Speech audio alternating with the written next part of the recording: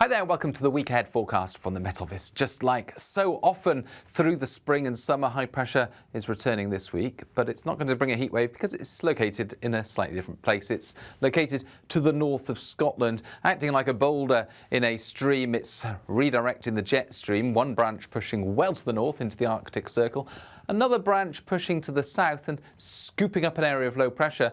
And that's why we are expecting one or two showers towards the southwest on Monday night into Tuesday. But otherwise, with that high pressure dominant, it's going to be a predominantly dry week ahead. But as I say, not a heat wave because it's going to be bringing cooler air from the east and northeast, along with a lot of cloud. We'll wake up to cloudy skies by and large across the UK on Tuesday morning, especially for central and eastern parts of the country. Some drizzle for northeast England and northeast Scotland as those easterly and northeasterly winds bring moisture from the North Sea. But the low cloud will be stubborn to clear. It's going to stick around for parts of eastern and northeastern UK for much of the day, perhaps breaking in places through the Midlands, the south, across Wales and Northern Ireland to give some brighter spells. The best of the sunshine towards west and northwest Scotland. There will be some brighter spells towards the southwest as well, but here, because of that low pressure I mentioned, there will be one or two showers, especially for the far west of Cornwall, Isles of Scilly. Perhaps some rumbles of thunder as well, most likely staying offshore, but you never know. Now, temperatures responding well to the sunshine in the south and the west up into the low or even mid-20s. But where we've got that cool breeze from the North Sea and the thick cloud, it's going to feel notably on the cool side, mid to high teens more likely.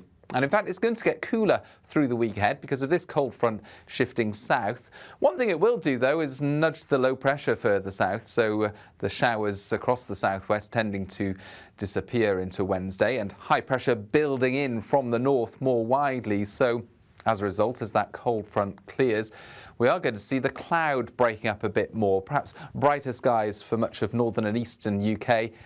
As the day progresses on Wednesday, sunnier skies arriving.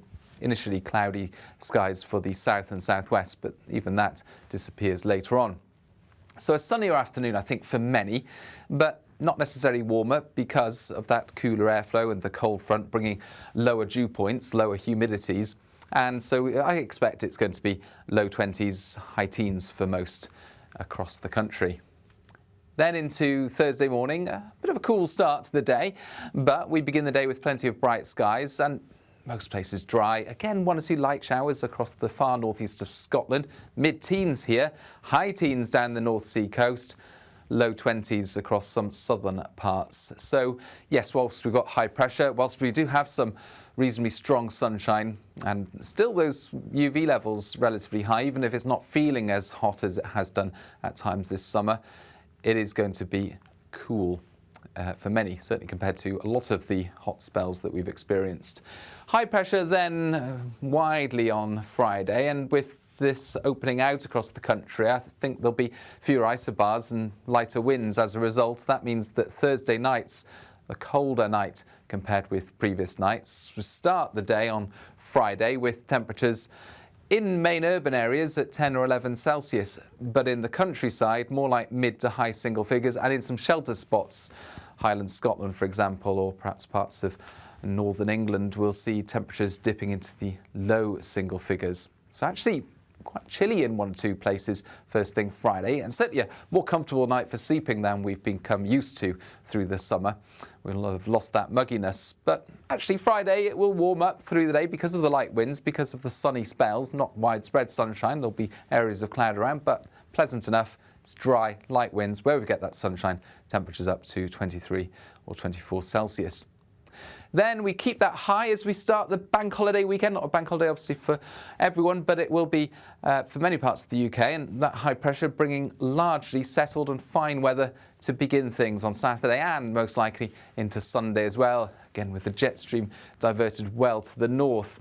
Now, there are some areas of low pressure out in the Atlantic, quite weak affairs, that they could fringe upon western parts of the UK during the second half of the bank holiday weekend to bring some showers. But they'll tend to fizzle away as they approach and eventually become perhaps subsumed by another low. And this is a feature we've been watching for a few days now. It's of interest for the developments into next week, and it is Hurricane Erin at the time of recording, a major hurricane, a Category 3.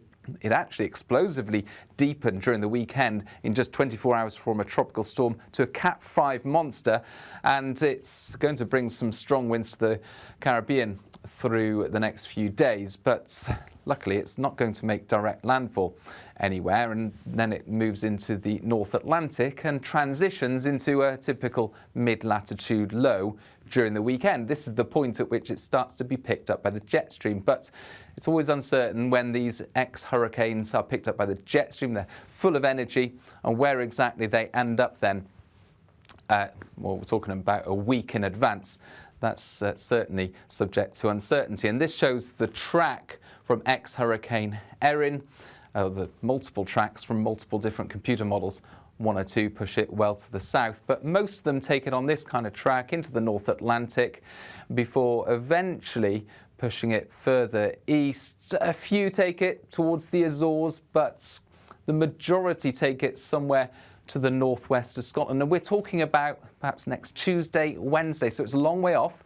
A lot to be determined between now and then about the behaviour of this hurricane and then ex-hurricane as it gets picked up by the jet stream. And it's not going to hit the UK as a hurricane, but as a mid-latitude low if it does hit the UK. Either way, it's likely to inject some uncertainty into the forecast for next week after the bank holiday weekend, and may well mix things up for the final week of August, perhaps introducing some more unsettled weather. But like I say, it's a long way off. I'm going to be covering it in more detail in Tuesday's Deep Dive, which you can find on the Met Office YouTube channel. Join me for that, but for now, bye-bye.